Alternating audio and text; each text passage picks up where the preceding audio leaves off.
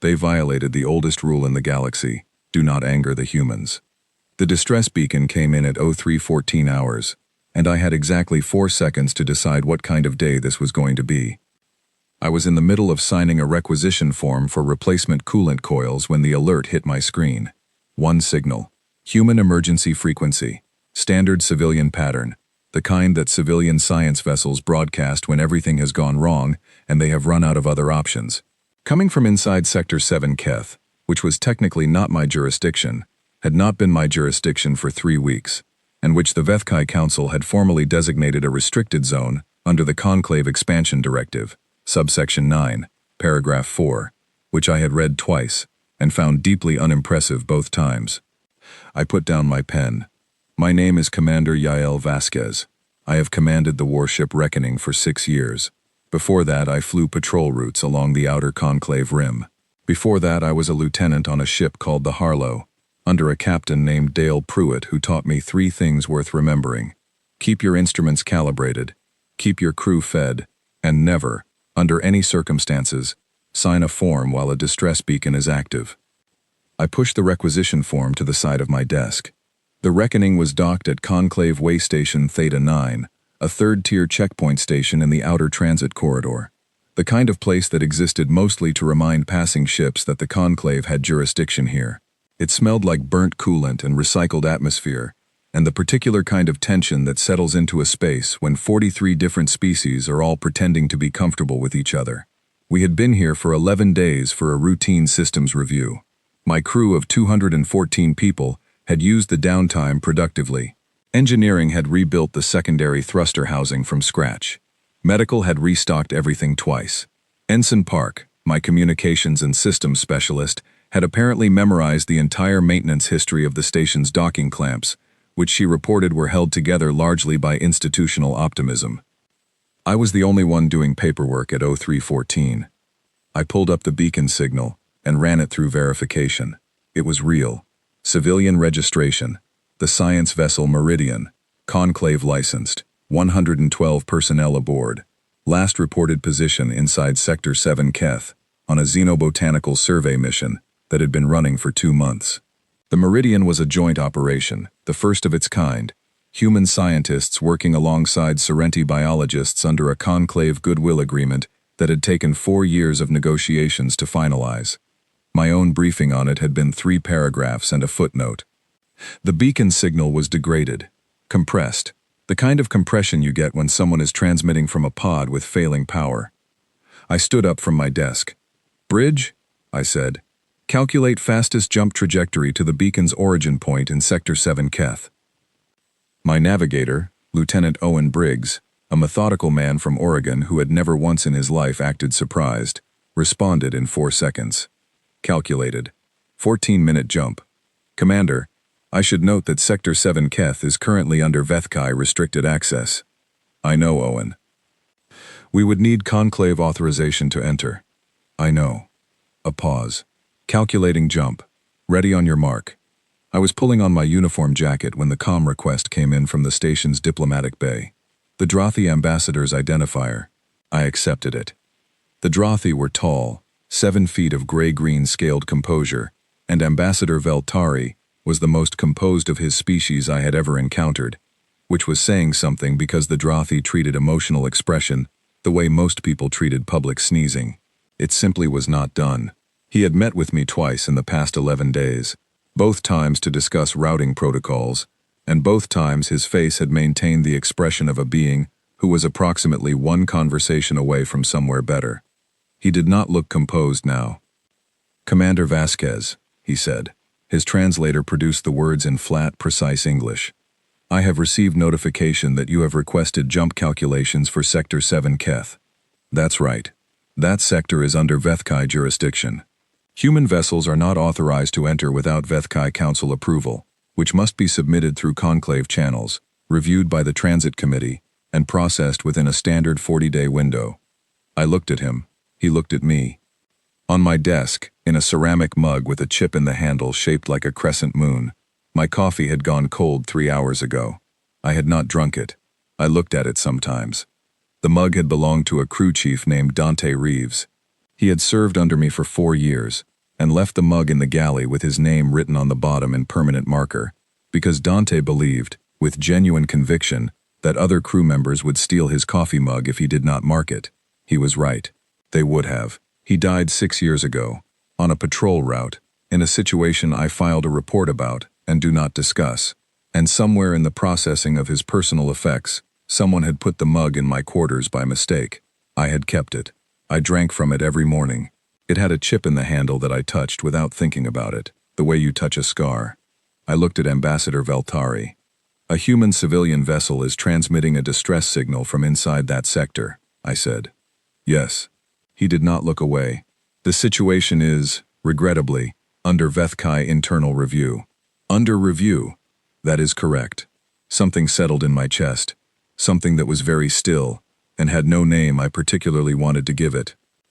Ambassador Vthkai, I said, with respect for your position and your species, and the 11,000 years of Conclave history that made this conversation possible, I am going to that signal. His jaw moved. On Adrathi, that was significant. Commander, you do not have authorization. I have a distress signal, human frequency, from a human vessel.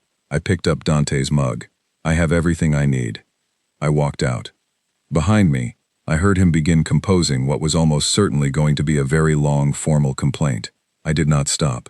The corridor of way station Theta 9 stretched ahead of me, gray metal and recycled light, and I walked it the way I walked every corridor on every ship I had ever served on, which was like someone who knew exactly where she was going and had already made peace with what it would cost to get there. My crew was good. That is the simplest way to say it. When I reached the bridge, Owen had the jump ready. Ensign Park, 22 years old, soul-born, the best systems specialist I had ever worked with, looked up from her station with the particular expression she used when she already knew everything that was happening and was waiting for me to catch up. Signal's getting weaker, she said. Whatever power source they're running on, it's not going to hold much longer. How many life signs can you read? She worked her console. Her face did not change, but her hands slowed down, just slightly, just for a moment. 14. In 2 pods. Out of 112. 14. I sat in my chair. Take us out, I said. Now. The Reckoning undocked from way station Theta 9, without Conclave authorization, without Vthkai approval, without a 40-day processing window, and without my coolant coils, which I had forgotten to sign for. I thought about that briefly. Then I thought about 14 people in 2 emergency pods with failing power, transmitting a signal into empty space, and hoping something would hear it. The jump drive engaged. I held Dante's mug with both hands, and did not drink from it. I just held it. The chip in the handle sat under my thumb like it always did. 14. Out of 112. The stars stretched and folded and we were gone. Owen said nothing. Park said nothing.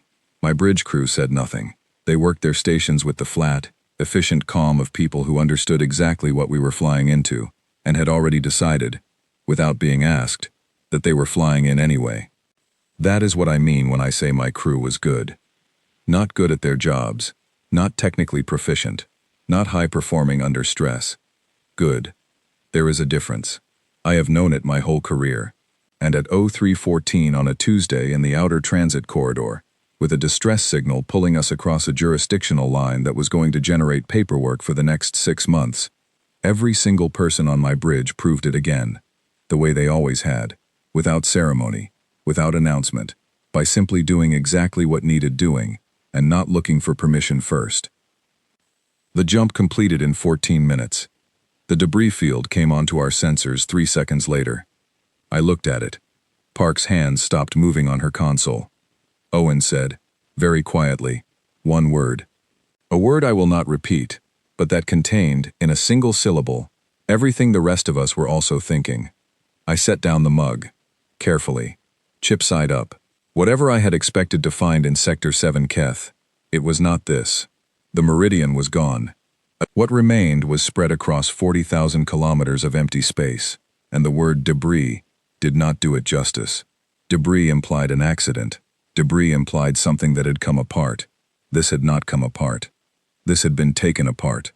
There is a difference. I knew it the moment I saw it. And in the 6 years I had commanded this ship, in everything I had survived and filed reports about and carried forward in a mug with a chipped handle, I had never once felt what I felt in that moment, looking at those sensors. I did not have a name for it yet. I would find one. I opened the channel to the 2 emergency pods still transmitting from the edge of the debris field, found the strongest signal, and started talking. Someone answered. His voice came through broken and thin, and full of things that were not going to survive the journey from his chest to my ears intact. And I listened. I am very good at listening. The debris field was 40,000 kilometers wide, and it kept growing on my sensors as Park expanded the scan radius, each new sweep adding more fragments to the picture, the way a sentence adds words, until you finally understand what it is saying and wish you did not.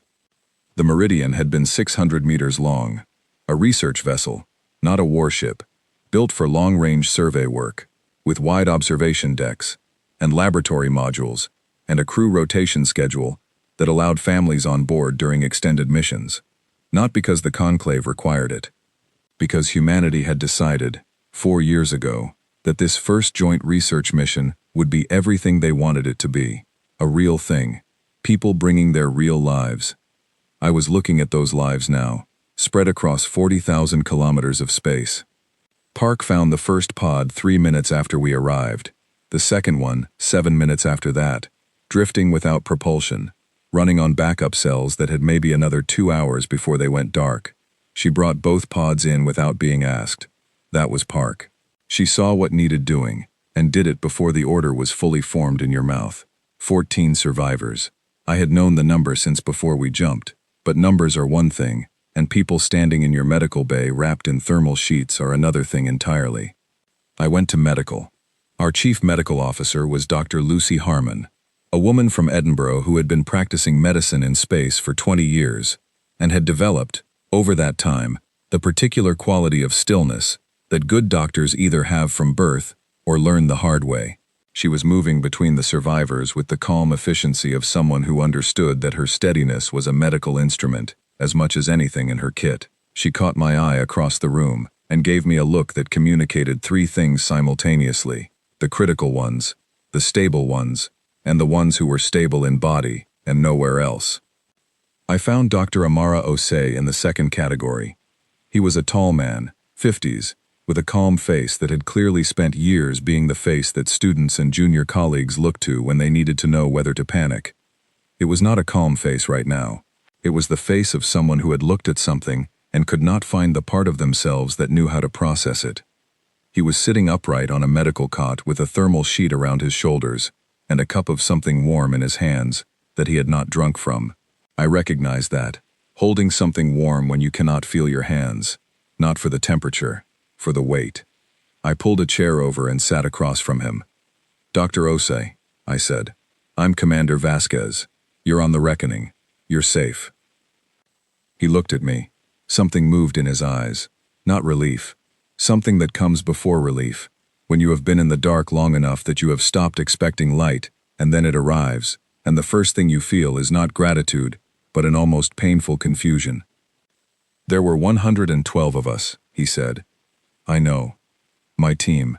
There were 9 of us from the xenobotany department alone." He looked down at the cup in his hands. "We had been out here for 61 days. We were 3 weeks from completing our primary data set. Dr. Reyes had found a spore pattern on the 4th moon that we had never seen before. In 12 years of survey work, she was very excited about it." He stopped. She was always excited about things. I waited. Good listeners know that silence is not empty. It is where the real sentences live, the ones people have not yet found words for. You wait for them. You do not fill the space. "The Vthkai vessels appeared on day 61, he said. 4 ships. They hailed us in Conclave Standard, and informed us that Sector 7 Keth had been reclassified as a restricted zone under Vthkai jurisdiction 3 weeks prior. They said our presence was unauthorized. They said we needed to vacate immediately." He paused. "Our captain, Nora Whitfield, acknowledged the directive and began departure procedures. We were cooperative. We were fully cooperative." Something about the way he said it, like he was still trying to understand how full cooperation had led here.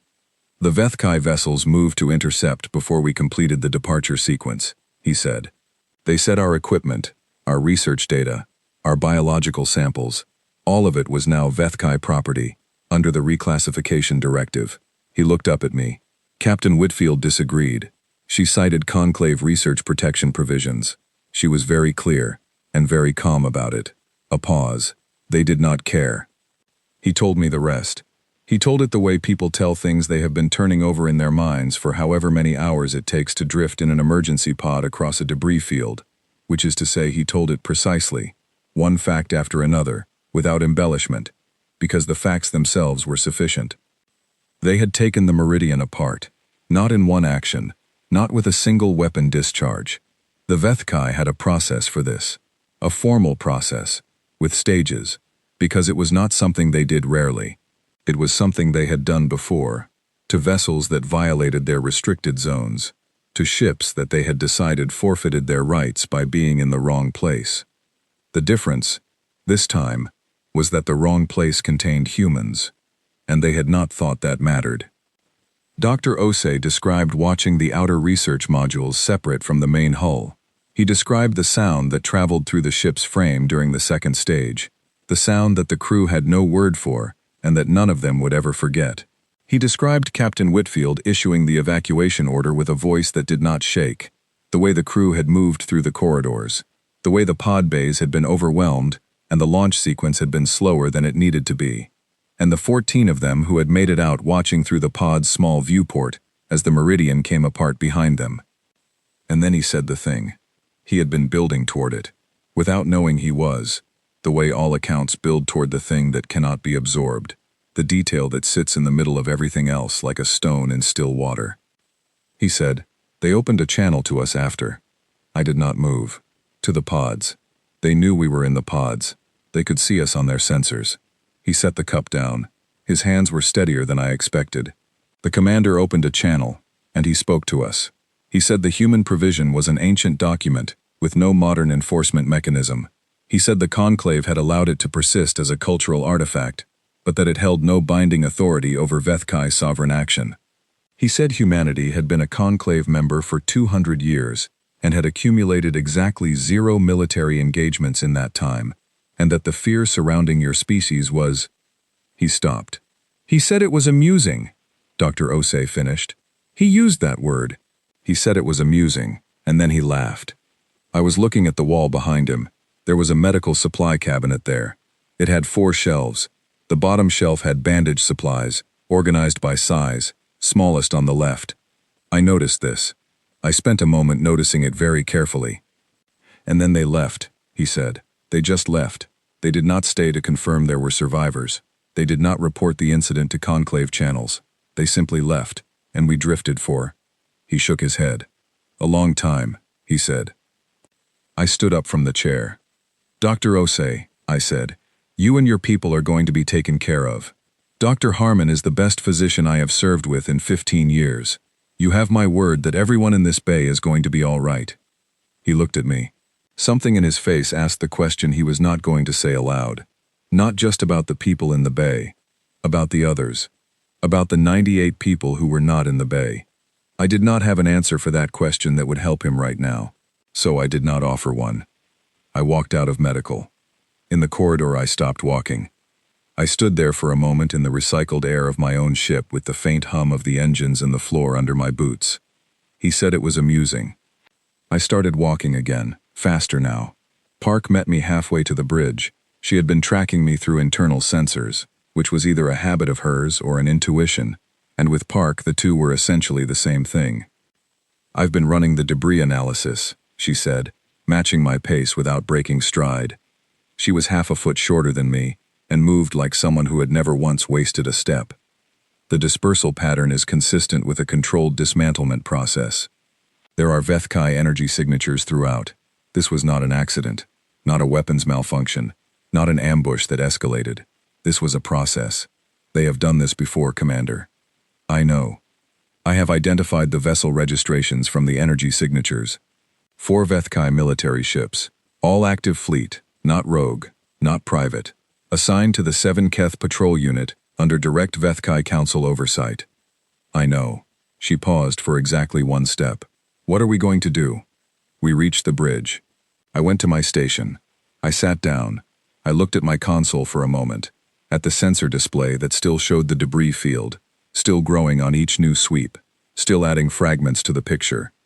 I opened the legal archive, the one that most people in my position never needed to open, the one that went back further than the Conclave, further than first contact, back to a time when humanity was still figuring out what it was, and what it was willing to do, and had written some of that figuring down in very formal language that had never been revoked, because no one had ever thought they would need to revoke it. I found the document I was looking for. It was 7 paragraphs long. It had been written 230 years ago and updated twice since then, and it had never been filed against a conclave species in the entire history of humanity's membership, because no conclave species had ever given a human commander sufficient reason to file it. Until now. Owen, I said. Commander. Open a channel to Conclave Command. All frequencies. Open. I filed the writ of reckoning. The bridge was quiet. My crew was watching their screens. I could feel the quality of the silence change as the document transmitted, the way air changes before weather. Park turned slowly in her chair and looked at the filing on her secondary screen. She read it. She was a fast reader. It took her about 30 seconds to get through all 7 paragraphs. Then she turned back to her own console and began, without a word, running targeting calibrations. She did not need to be told. She already knew what a writ of reckoning meant. She had grown up on Earth, like most of my crew had, in a time when the history that the Conclave had forgotten was still taught in schools, not as mythology, not as ancient record, as recent memory, as something that had happened and could happen again, and the reason it would happen again if it needed to was that humanity had never, not once in its history, filed a grievance it did not intend to pursue. I opened a secondary channel. This one went not to Conclave Command but to the broad-spectrum human military frequency, the one that every human vessel in Conclave space monitored, the one that had not carried a Priority 1 signal in 60 years. I sent 3 things on that frequency: the writ, our coordinates, and the recording of Dr. Osei's voice. All of it, from the beginning, including the part at the end, where he described the Vthkai commander laughing. Then I picked up Dante's mug and found, somehow, that the coffee was still slightly warm. I drank it.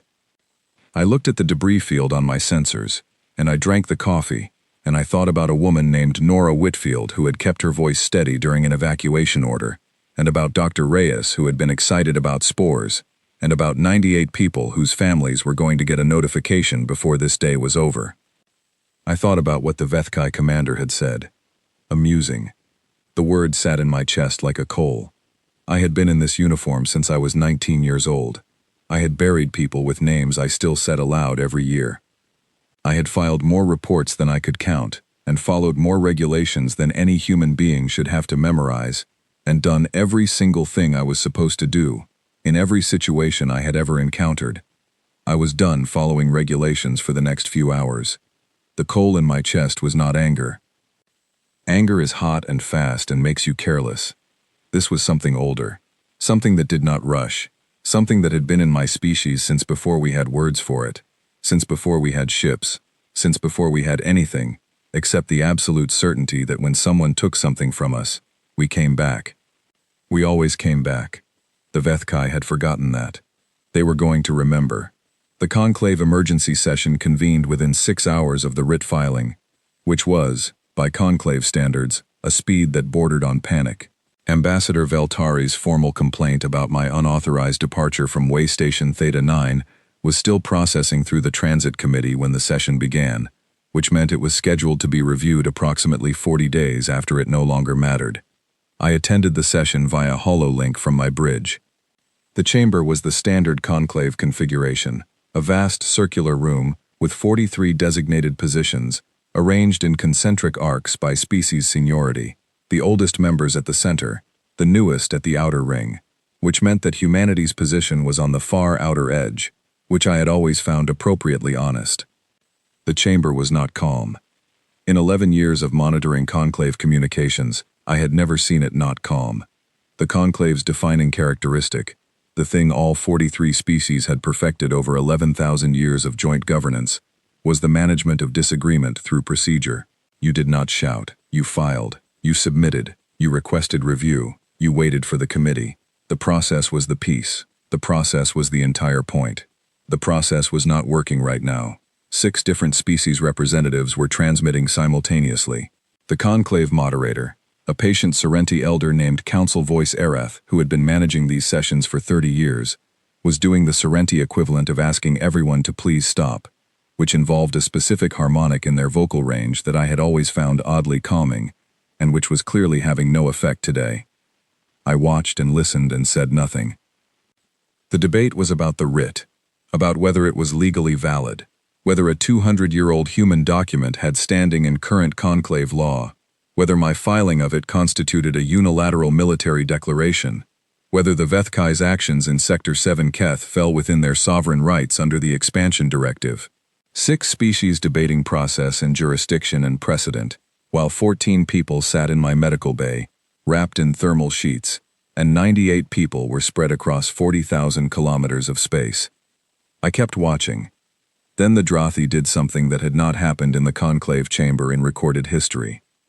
Ambassador Veltari, the same composed gray-green diplomat who had tried to stop me from leaving Theta 9, stood at his position and transmitted one sentence, without raising his voice, without filing a pre-statement notice, without any of the procedural steps his species was known for.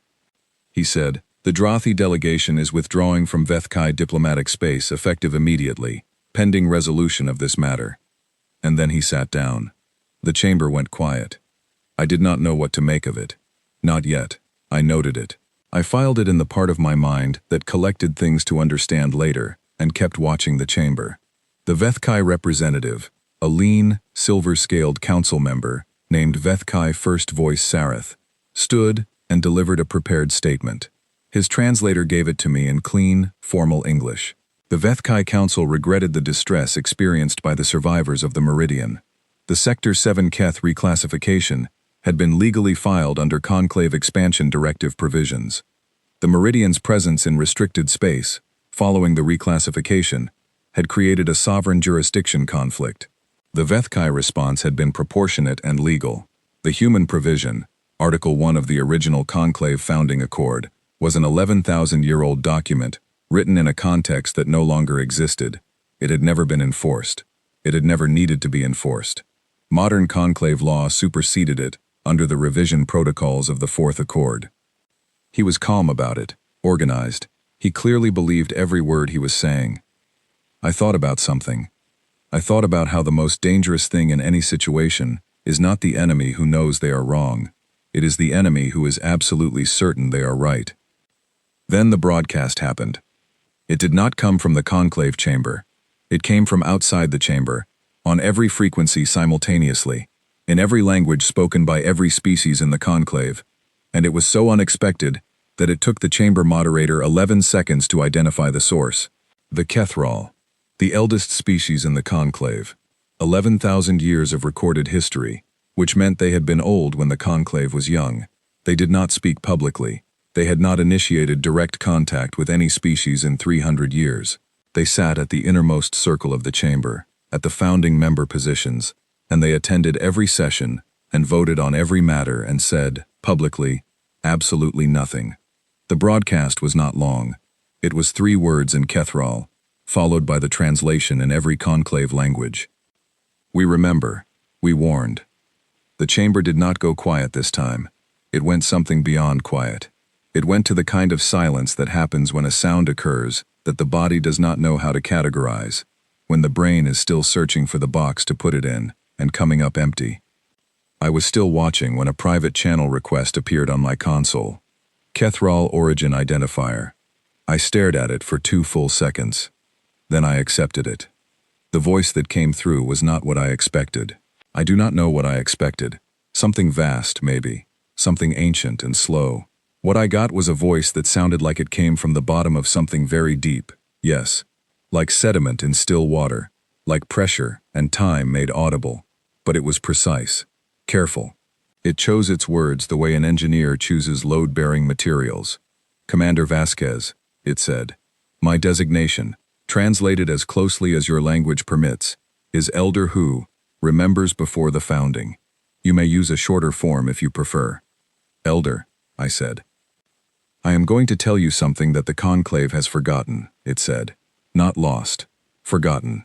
There is a distinction. Lost things are gone. Forgotten things are still there, waiting. I said nothing. I let it speak. It told me about the Mirathi. They had been the dominant species of the known galaxy, 11,000 years ago. 60% of explored space under their control. Ancient civilization, vast resources, absolute confidence in their own permanence. They had found a species on a blue-green world that was still, by galactic standards, primitive, not spacefaring, not conclave eligible, just a species on a planet, loud and numerous and fractious and full of an energy that the Mirathi found first interesting and then useful. They had begun to use them, for labor, primarily, later for other things. It took the Mirathi 40 years to understand the nature of their error, the elder said. They were very intelligent beings, highly capable. 40 years was still not enough time. What happened in 40 years? I asked. They began to lose ships, the elder said. Not many at first, then more, then they lost a colony, then 3 colonies. Then the losses accelerated in a pattern that their military analysts modeled and remodeled and could not explain, because they were modeling it as a conventional conflict, and it was not a conventional conflict. It paused. The Mirathi fought the way all advanced species fight, it said, with strategy, with force ratios, with calculated engagements and withdrawal protocols and supply lines and negotiated outcomes. They expected the same from their opponents. They did not get it, I said. No, the elder said. They did not. What they got was a species that did not stop, a species that did not calculate force ratios, because force ratios were not the variable they were optimizing for, a species that treated every setback as information and every defeat as instruction, and continued without pause, without exhaustion, without the moment that every other species eventually reaches when they decide the cost is too high. Silence. 19 years, I said. You know this history. 19 years, the elder confirmed. 40 years for the Mirathi to understand the situation. 19 years for humans to resolve it. At the end, there was no Mirathi, not one ship, not one station, not one record written by their own hand. Everything that remained was written by other species, about them, after. I was quiet for a moment. The rule was written after, I said. Immediately after, the elder said. By the species who had watched, by us, partly, by others. It was not written to protect your species. Your species did not need protection. It was written to protect every other species from the consequences of making the error the Mirathi made. And the Vthkai made it. The Vthkai forgot the reason behind the rule and decided it was superstition, the elder said. They are a young species, only 4,000 years of recorded history. They were not there. They did not watch. The rule, to them, was an old document about a species they had assessed as non-threatening, based on 200 years of peaceful conclave membership. They assessed incorrectly. They assessed 200 years, the elder said. They did not assess the preceding history. They did not ask why there was a rule at all. They simply decided it did not apply to modern circumstances. I thought about Sarath's calm, organized statement, about how certain he had been. Elder, I said, what happened to the Mirathi is a long time in the past. Yes. Humanity has changed since then. We have been a conclave member for 200 years. We have engaged in 0 military conflicts in that time. Yes, the elder said, and its voice was careful here, deliberate, choosing each word with the weight it deserved. That is precisely what concerns me. I waited. The Mirathi underestimated your species, because they saw only what was in front of them, the elder said. You are right that you have changed, but I am a very old being, Commander, and I have watched many species change, and the ones that concern me most are not the ones who remain violent. They are the ones who learn control. The word landed differently than I expected. Control. Not restraint, not pacifism. Control, as in a thing that is held, as in a thing that is still there, under the holding. The Vthkai did not anger a primitive species, the elder said. They angered a species that has spent 200 years learning patience. That distinction matters. The Myrathi's opponents were young and fast and furious. What you are, Commander, is something else entirely. I sat with that for a moment. We are going to handle this through Conclave channels where possible, I said. The writ is a legal instrument. There will be a tribunal. There will be reparations. I am not looking for a war. I know, the elder said. That is also concerning. A pause. I wish you well, Commander Vasquez. I will say one more thing. Go ahead. The Vthkai First Voice asked his analysts this morning why the Drothi withdrew their diplomatic presence from Vthkai space without explanation, the elder said. The analysts told him the Drothi behavior was irrational, that there was no strategic logic to it. I waited. The Drothi were at the founding, the elder said. They remember. They were not withdrawing for strategic reasons. They were withdrawing because they have very old instincts, and those instincts told them to get out of the way. The channel closed. I sat on my bridge for a long moment. Owen was at his station, doing his job with the focused quietude of a man who understood that some things were not his business until they needed to be. Park was at her station, running calculations I had not asked for and would probably need. Around me, the reckoning hummed, 214 people going about the work of being a military vessel, and outside my hull, the debris field of the Meridian drifted in the dark of Sector 7 Keth, and the stars did not care about any of it. I opened my instrument panel. I began moving things. Medical kit to the left bracket, comms array to the second shelf, sidearm to the right hip. Everything in its place. Owen, I said. Commander. Calculate a jump trajectory to Vthkai home system. A pause. The kind of pause that is not hesitation, the kind that is a man absorbing information and updating his picture of the day. Calculated, he said. Ready on your mark. The Vthkai home system had 47 vessels stationed at its border. I knew this before we arrived because Park had pulled their fleet disposition from Conclave public records during the jump, cross-referenced it with the energy signatures in the debris field, and produced a tactical summary that was sitting on my console when we dropped out of FTL. She had also, without being asked, updated the writ filing with our new coordinates, and flagged it to Conclave Command as an active enforcement action. Park had been on my crew for 3 years. I had never once given her a task she did not complete before I finished explaining it.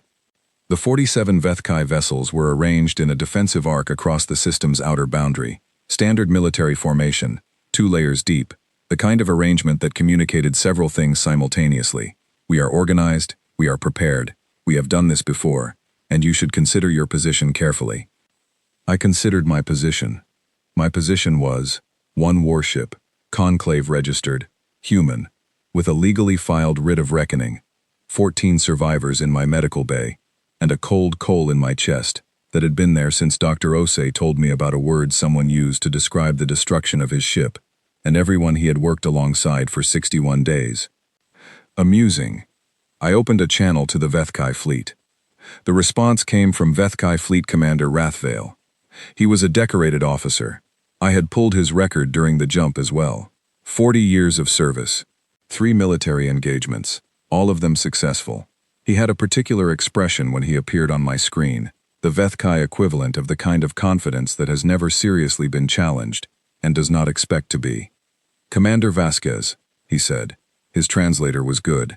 His English was almost perfect. You are 1 ship. Yes, I said. You are in unauthorized proximity to Vthkai sovereign territory. This follows your unauthorized entry into Sector 7 Keth and your unauthorized departure from Waystation Theta 9. You have accumulated a significant number of Conclave violations in the past 12 hours. I have a writ of reckoning active, I said. Filed, time-stamped, and acknowledged by Conclave Command. You have a copy. I have read it, he said. It is an ancient document with no enforcement precedent in current Conclave law. Our legal team has filed a challenge with the Treaty Committee. It will be reviewed. In 40 days, I said. He did not react to that. Your ship is outweighed, outarmed, and outnumbered. I suggest you withdraw while this matter is being processed through proper channels. I appreciate the suggestion, I said. He waited. Tell me something, I said. Your sector patrol unit. The 4 ships that responded to the Meridian. Were they acting on your orders, or on orders from the Council? A flicker, very small, in a species whose facial expressions I had spent 12 hours studying on the journey over. A flicker was a significant data point. Council directive, he said. So the decision to dismantle a human civilian science vessel carrying 112 people, and then open a channel to the survivors in their emergency pods to inform them that the human provision was amusing, was a Vthkai Council decision. Another flicker. Larger. He had not known about the channel. He had not known about the word. That told me something useful about the Vthkai Council's communication with its own military commanders. Commander Vasquez, he said, I am instructing you to withdraw. No, I said. The word sat there. Simple, complete, without heat. He stared at me through the screen for a long moment. I think he was trying to understand what he was looking at. I was not hostile. I was not threatening. I was sitting in my command chair with Dante's mug on my console, and my crew working their stations with the flat efficiency of people who had already done the emotional math and come out the other side. You are one ship, he said again, and this time there was something different in it. Not confidence, an attempt at confidence. The difference matters. Right now, I said. He did not understand what I meant. He found out 40 minutes later. Owen had been tracking the FTL signatures since our arrival, flagging each one as it appeared on the long-range sensors. He said nothing. He just updated the count on my secondary screen, one number climbing steadily, while Fleet Commander Rathvale ran his diplomatic strategy, and his 47 ships held their formation. 3 ships dropped out of FTL at the edge of the system, then 11. Then I counted the next wave myself, because I wanted to be accurate. 34. Human warships. Every class. Carriers and patrol vessels and frigates, and 2 heavy cruisers that I recognized from their silhouettes as the Endurance and the Coventry, both of which had been deployed in the Outer Rim and had no business being here in terms of travel time unless they had started moving before I sent the writ. They had started moving before I sent the writ. They had been monitoring the Meridian's distress beacon. They had been tracking the debris field. They had been waiting to see what happened, the way my species has always waited, not passively, but the way a thing that is coiled waits. And when the writ hit the human military frequency, they had already been moving, and they simply moved faster. 47 Vthkai vessels. 48 human vessels. Mine plus 37. The formation that was arranged across the system's outer boundary had a very different quality now. Not gone. Still there. But the Vthkai ships had gone still in a way that was distinct from combat readiness. There is a stillness that means preparation, and a stillness that means recalculation. And every instinct I had developed in 15 years of fleet operations told me which one this was. Fleet Commander Rathvale opened a channel. Commander Vasquez, he said. He had not said my name differently. He had not raised his voice or lowered it. But something in the words had changed. The weight they carried, the way they arrived. Fleet Commander, I said. This, he said, is not what we intended. I know, I said. It rarely is. A long pause. Through the screen I could see his bridge behind him, his crew at their stations, and I could see in the slight changes of their posture, in the way they held themselves, that they were doing what my own crew had done when we arrived at the debris field. They were updating. They were revising their picture of the situation. The Council, he said, believed the human provision was a historical artifact. They believed your species had evolved beyond the conditions that created it. They were half right, I said. We have evolved beyond the conditions. He waited. The provision was written for a version of us that was young and fast and did not know how to wait, I said. That version of us would have hit you in the first hour, wouldn't have filed a writ, wouldn't have opened a channel, wouldn't be having this conversation. I let that sit for a moment. You should be very clear about what it means, I said, that I am having this conversation. Rathvale was quiet for a long time. Whatever he was processing it fully, and I gave him the space to do it, because a fleet commander who understands the situation is worth more than one who doesn't. What do you want? He asked. I picked up Dante's mug. It was cold. It was always cold by this point. I drank from it anyway, the way I always did, because the temperature was not the point. 3 things, I said. The council members who issued the directive to dismantle the Meridian face a conclave tribunal, not an internal Vthkai review. A tribunal, with species representatives, with full evidence submission, with enforceable outcomes. He said nothing. Listening. Full reparations to the survivors and the families of the 98 people who did not survive. Not calculated by Vthkai standards. Calculated by human ones, with input from the families themselves. And the third thing, he said. I set the mug down. The human provision gets appended, I said. The conclave adds a line. Not our words. We will not write it. But it gets added. And it gets added by conclave consensus. And every new species that joins this body reads it in their first orientation and understands that it is not a historical artifact. What would this line say? I don't know yet, I said honestly. That's not my decision, but the elder who remembers before the founding might have thoughts on the subject. Another long silence. I need to contact the council, he said. I know, I said. Take the time you need.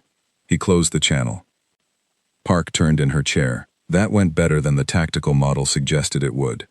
He's a good officer, I said. Good officers recalibrate. She looked at the sensor display, at the 48 human vessels holding position at the system boundary. Did you know they were coming? I thought about how to answer that. I knew the writ would go out on the human frequency, I said. I knew what was on that recording. Dr. Osei's account.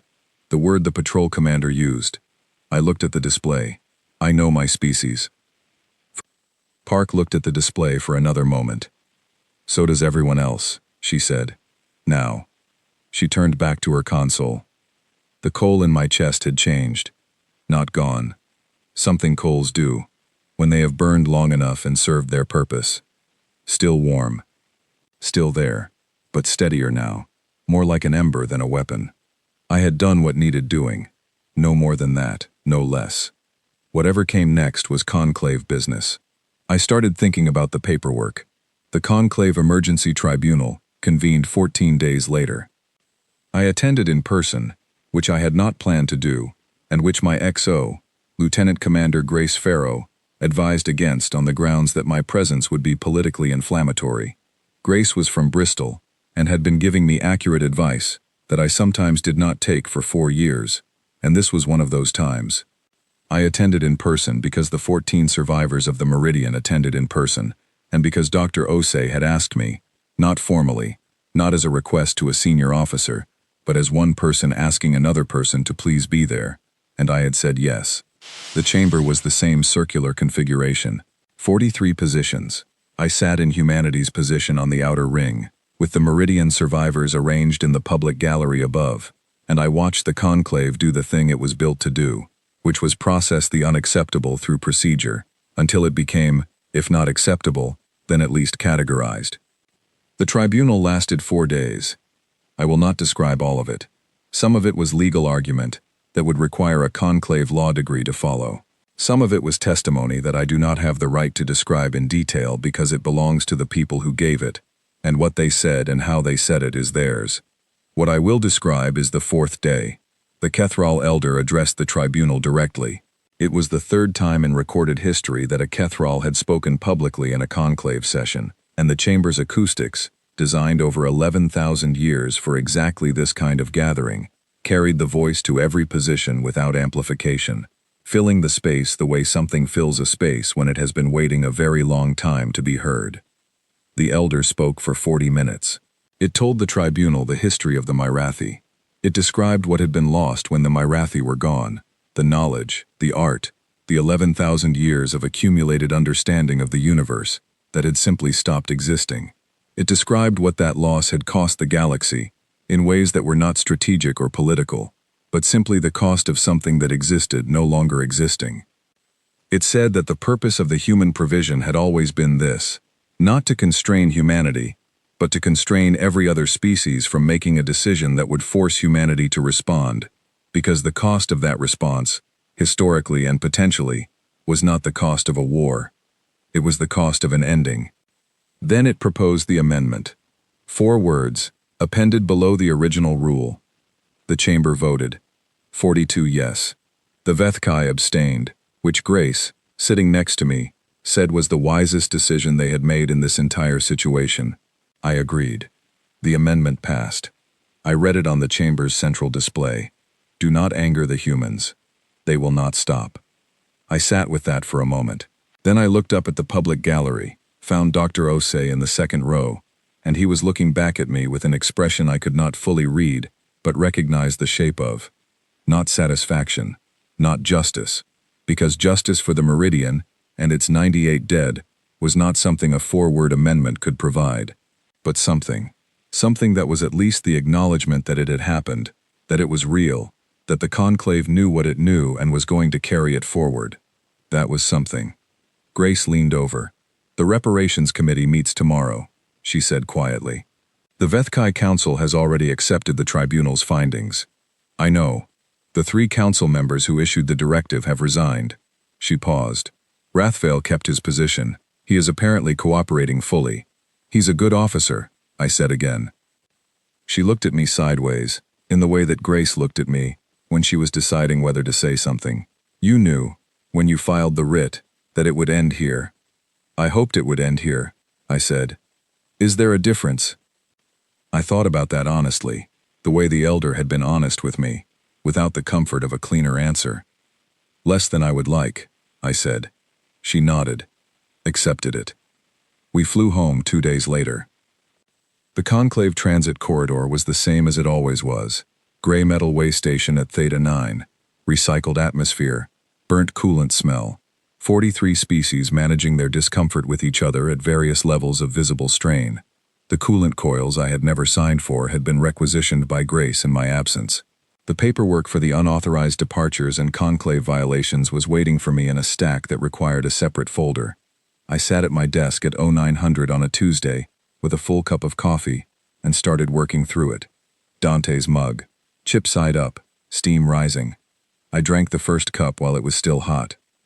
Outside my hull, in the transit corridor and beyond it, in 43 species worth of news feeds and diplomatic communications and history files, the Conclave was already incorporating what had happened into its institutional memory. The amendment would be taught. New species entering the Conclave would read it in their orientation materials. Xenoanthropologists were already writing papers about the Mirathi connection, about the gap between the rule's original purpose and its modern understanding, about what it meant that the oldest species in the galaxy had broken a 300-year silence to say 3 words. Some of those papers would get it right, some would not. I signed the first requisition form, then the second, then the incident report for Theta 9, which was 37 pages, and had a section for extenuating circumstances that I filled in with the brevity it deserved. The Sorrenti liaison, Council Voice Aerith, calmed me mid-morning. He had been managing conclave sessions for 30 years. He had the quality of stillness that comes from having seen almost everything. He looked at me through the screen with an expression that was difficult to categorize. Not hostile, not warm, not professional exactly. Something more personal than any of those. I have one question for you, Commander, he said. Go ahead. During the engagement at Vthkai Space, he said, when the fleet arrived, when Rathvale's formation went still, he paused. What were you thinking? I looked at him. Outside my window, the transit corridor drifted past, species and ships, and the ordinary business of a galaxy going about its day. Paperwork, I said honestly. I was already thinking about the paperwork. He was quiet for a long moment. That, he said, is the most frightening thing anyone has said to me in 30 years. He closed the channel. I smiled, just slightly, in the way that means something, and also means nothing, and went back to the forms. The stack was enormous. It was going to take weeks. I poured a second cup and kept going, page by page, every field, every line, the full bureaucratic weight of everything that had happened, processed in triplicate and filed in the right places, because that is what you do after. You file the forms, you drink the coffee, you keep the mug, you say the names, every year, out loud. Dante Reeves, Nora Whitfield, Dr. Reyes, who was excited about spores. 98 names I was already learning. The Conclave would remember, because the amendment made them remember. We remember because we cannot do anything else. That is the oldest truth about my species, the one the Mirathi discovered too late, and the Vthkai very nearly had to learn the same way. The truth that the Elder had been carrying for 11,000 years in whatever deep, sediment-slow way the Kethral carried things. We do not stop. Not out of rage. Not out of strategy. Not because we have calculated the odds and found them favorable. We do not stop, because stopping is simply not something we know how to do. It is the most human thing about us. It always has been. I signed the last form at 0300 the following morning. Put the mug in the drawer. Chip side up. Closed it. Went to sleep.